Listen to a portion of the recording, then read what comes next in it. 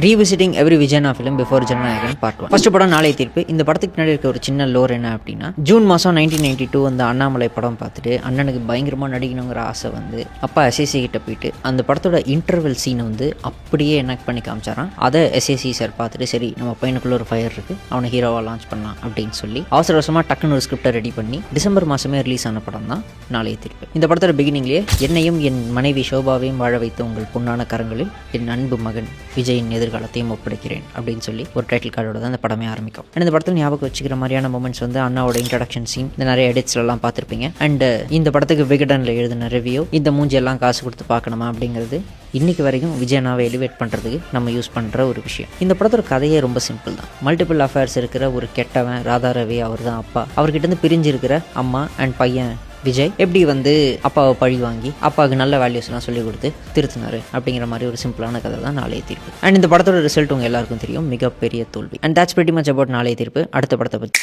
அடுத்த வீடியோவில் பார்ப்போம்.